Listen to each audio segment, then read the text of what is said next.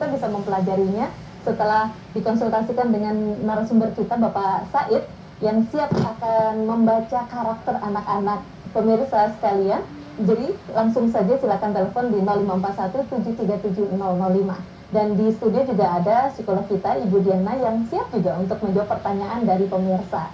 Iya, kita kembali lagi. Luar biasa, saya jadi semakin penasaran tentang dibaca tulisannya. Iya, apalagi tertebak baca tulisan saya tadi pemirsa. Tulisan saya pun dibaca oleh Pak Said. Luar biasa. Dan kemudian bagaimana caranya seseorang atau seorang anak itu setelah terdeteksi, kembali lagi detail sekali Pak Said tadi menyebutkan tentang bakatnya, jurusannya, tapi kok tetap dia tidak mau ke arah itu. Nah, Bu Diana, bagaimana caranya secara hati? Kan tidak mungkin ya. Ada impian seorang orang tua kadang-kadang melihat, oh sudah terberak nih, ini sini. Wah, berarti ke sini aja arahnya. Langsung tarik garis lurus, jurusannya mulai lahir, masuk playgroup dan selanjutnya tutornya segala macam begitu, atau mau ambil homeschooling atau apa, dan sekarang begitu. Nah, itu bagaimana Ibu? Ternyata anak malah berontak. Iya, karena dia tidak minat. Ini bukan saya, dia bilang gitu. Karena kalau sudah dipaksakan apa yang terjadi? Tertekan, ya kan? Pada satu titik oke lah menurut, tapi pada satu titik jenuh dia pasti akan berontak seperti itu. Karena apa? Tidak minat, gitu. Sama halnya dengan seseorang yang dipaksakan, tapi dia tidak suka di situ. Kalau saya boleh berpendapat bahwa sebenarnya ilmu-ilmu seperti psikotes maupun tes numerologi ini sebetulnya hanya guidance saja, tapi perkembangan orang atau perkembangan individu itu berjalan sesuai dengan tahapannya. Ini yang harus kita garis bawahi ya. Jadi tidak mutlak apa yang sudah dituliskan oleh Pak Said itu adalah benar dan itu harus dipatuhi oleh seorang anak atau individu, tidak seperti itu. Karena apapun yang kalau numerologi kan tidak mungkin berubah ya, tapi kalau grafis atau seperti Bapak tadi mengatakan tes drawing ya Pak ya, menggambar itu hanya sebagai kita melihat potensi dasar saja. Nah, potensi dasar ini bisa ditumbuhkan atau bisa diasah seperti itu. Misalnya saja kita melihat bahwa anak ini cenderung pemarah nih, melihat dari goresan tangannya, melihat dari cara dia menulis dan sebagainya. Kemudian bagaimana solusinya? Kita arahkan dia untuk sedikit mereduksi kemarahannya ketika dia menemukan suatu permasalahan besar seperti itu. Jadi sebenarnya ada cara-cara khusus seperti kembali ke pertanyaannya Mbak Sari tadi bahwa gimana kalau dia tidak minat. Oke, itu lagi yang saya katakan bahwa ini tidak mutlak harus diberlakukan kepada anak seperti itu. Karena sesuatu yang dipaksakan hasilnya tidak akan maksimal, tidak akan maksimal. Ya. Baik. Ya. Jadi kalau di kami Bu ya, itu sebaliknya. Jadi pengalaman teman di anggota dewan itu, dia itu merisaukan anaknya itu kenapa kok suka begitu masak. Berarti orang tuanya nggak setuju dengan cara-cara seperti itu gitu ya. Sekali setelah saya hitung semua, ternyata yang jurusannya bidang itu Bu. Dan orang tua harus menerima itu. Iya.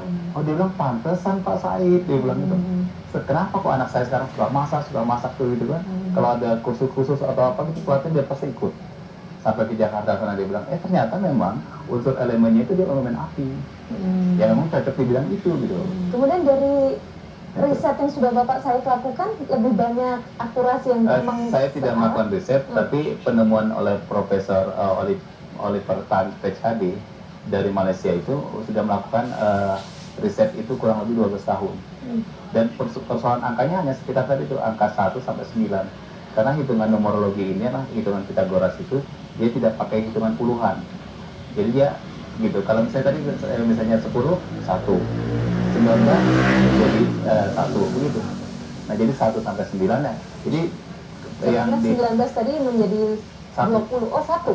Jadi 0 hasilnya tidak dihitung. Iya, 0 tidak dihitung. Nah, jadi yang dicari itulah unsur dari unsur kayu, api, tanah, air, dan logam. Nah, hanya 10 kali itu saja tadi. Nah, dari situlah akan ketemu elemen tubuh seseorang itu dan bisnis yang tepat, perjalanan hidupnya juga seperti apa, karakternya seperti apa. Nah, kalau yang saya layani konsultasi selama ini itu ada 15 item Bu. Bukan saja hanya persoalan jurusan yang tepat, tapi nanti diarahkan juga bisnisnya yang tepat apa, karakternya seperti apa. Misalnya dia karakternya di sini diungkap bahwa anak ini terlalu percaya diri atau dia sangat memegang prinsip. Dalam usaha nggak bagus orang yang terlalu memegang prinsip karena dia akan kaku. Orang bisnis itu adalah orang yang fleksibel. Nah, seperti itu. Nah, itu juga berarti plus kelemahan termasuk kekuatan seperti itu. Nah, makanya potensinya itu akan dikuak semua lewat tanggal lahir ini. kemudian diarahkan juga kalau mau bisnisnya ini yang lebih tepat. Ya, Kenapa kalau dia tidak lakukan dengan unsur-unsur itu, dia akan keletihan, capek dia berusaha seperti itu, bahkan dia tidak bangkrut. Nah itu. Karena tidak mengetahui. Tidak mengetahui. Baik. Ya, ada penelpon berikutnya. Halo. Iya, ada. Halo, Assalamualaikum. Ya, waalaikumsalam. Silakan. Ada Mbak Yuni. Bu, ini Iya. mau Ya, tanya Bu dengan Yuni. Bapak. Ha-ha. Ini anak saya yang pertama laki-laki berusia 14 tahun. Tanggal lahirnya, Tanggal Ibu? lahirnya tanggal 1 Mei Ya. Tahun? tahun 2002. Ya, silakan Ibu. Terus yang kedua Ibu, yang kedua Ya, laki-laki satu juga. saja. Mohon maaf Ibu Yuni, satu saja ya. Oh iya. Iya. Ya Silakan. Ibu, untuk anunya, untuk dari segi kesehatannya Ibu, Mhm. itu berpengaruh apa gitu Ibu? Iya. Selama ini Itu saya. kelihatan, iya. Baik, terima kasih Ibu Yuni. Nah, ini ingin melihat tentang kesehatannya Pak Said dari anak Ibu Yuni. Boleh ngobrol yang lain aja dulu. Iya, luar biasa ya. Jadi dari numerologi terlihat semuanya sampai ke kesehatan. Ibu Diana sambil kita menunggu. dokter. Iya. Iya, jadi sepertinya kalau untuk dokter konsultasi gizinya mungkin ya. Iya, betul. Kemudian Ibu Diana kembali ke masalah minat dan bakat. Kadang-kadang orang tua menginginkan anaknya mengeksplorasinya tuh lebih sangat luar biasa. Sampai hampir tiap hari ada les-les tertentu untuk mendukung itu, begitu.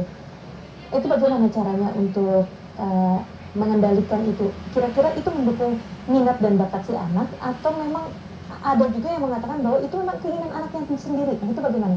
Sepanjang itu masih keinginan anaknya nggak masalah, karena itu kebutuhan ya. Artinya ketika anak itu butuhnya A, kita penuhi dia, itu kewajiban kita. Tapi ketika anak itu sudah mengatakan saya sudah kenyang dengan hal ini, tapi kita tetap memaksakan untuk les A, B, C, D, itu kesalahan fatal kita. Karena apa? Ketika anak itu sudah merasa lelah dan kita tetap memaksakan, kita mematikan potensi yang lain. Contoh kasus seperti ini, ada anak yang memang kurang paham dengan matematika, ya. Tapi si ibu tidak sadar nih bahwa ada potensi lain, misalnya fisika, bahasa Indonesia dan lain-lain itu sangat dominan. Tapi karena yang menjadi sorotan utama adalah matematika yang nilainya selalu kurang, Apalagi dia dibilang oleh guru bahwa aduh ini akhirnya digempling lah dia dengan matematika terus. Tapi dia nggak sadar bahwa ada potensi lain ini loh. Jadi bayangkan Anda harus memakan sesuatu yang Anda tidak suka terus menerus seperti itu. enak banget ya. Ya, mematikan potensi yang lain seperti itu.